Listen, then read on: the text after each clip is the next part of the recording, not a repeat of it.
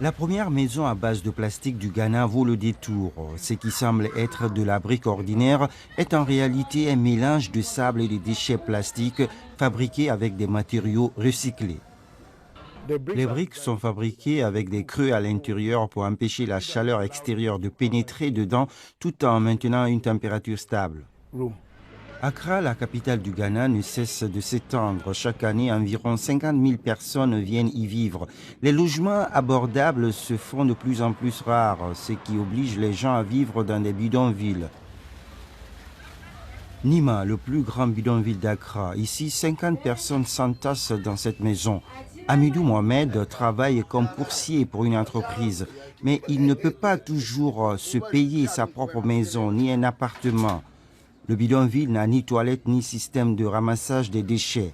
La saleté et les ordures parmi lesquelles des quantités de plastique encombrent les caniveaux. C'est ici que l'on s'assoit toujours pour discuter et manger. Nous n'avons pas d'autres endroits pour nous asseoir et prendre l'air. À part ici, tous les alentours sont pollués par nous-mêmes car nous n'avons pas de poubelles dans nos maisons. Cette usine réceptionne les déchets et emploie plus de 300 personnes pour ramasser les ordures dans le quartier. Aujourd'hui, le personnel va trier 3 sacs remplis de sachets, bouteilles et autres emballages. Selon la qualité du plastique, l'entreprise paye les ramasseurs de déchets jusqu'à 1 cedi par kilo, l'équivalent de 15 centimes d'euros environ.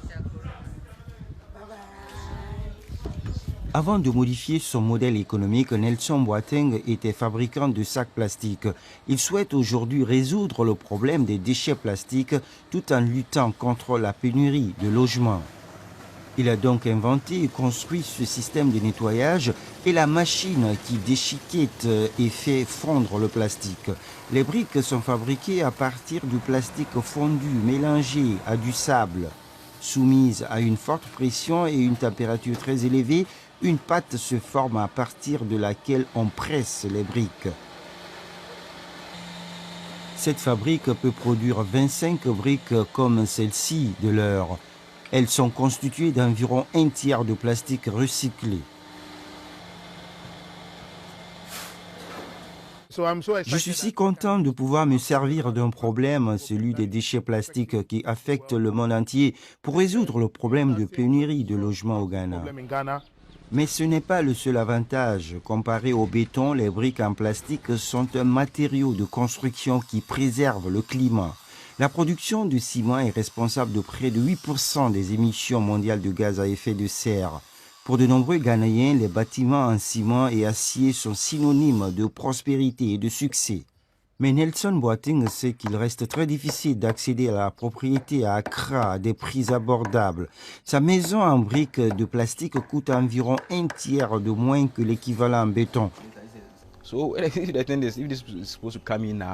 on a la possibilité de réduire les coûts de construction, alors il faut la saisir maintenant, au moins pour que les personnes qui ont des bas revenus aient accès à un logement. Pourquoi attendre alors que le plastique pollue déjà notre environnement?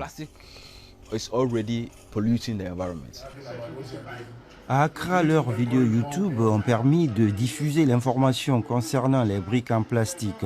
Suite à cela, on leur a commandé 20 maisons. Chaque logement nécessitait 3000 briques en plastique. Ils ont de quoi à faire. Le problème, c'est que nous n'avons pas assez d'équipements et d'espace pour produire et répondre à la demande des clients. Nous en sommes encore au stade où on se débrouille pour répondre à la demande. Les gens sont séduits par nos produits parce qu'ils sont moins chers et durables. Une maison est entièrement équipée pour ceux qui en ont les moyens. Des visites sont organisées tous les jours. Les matériaux plastiques recyclés semblent avoir le vent en poupe auprès des jeunes actifs urbains du Ghana. Je pense que pour moi, c'est une situation gagnant-gagnant d'utiliser du plastique pour construire des maisons, car j'obtiens un produit bien meilleur que si j'utilise du béton ordinaire à un coût moins élevé, tout en contribuant au développement durable. Nelson Boateng a gagné une reconnaissance internationale pour son invention en participant aussi à l'exposition Plastic Recycling World Expo en Allemagne.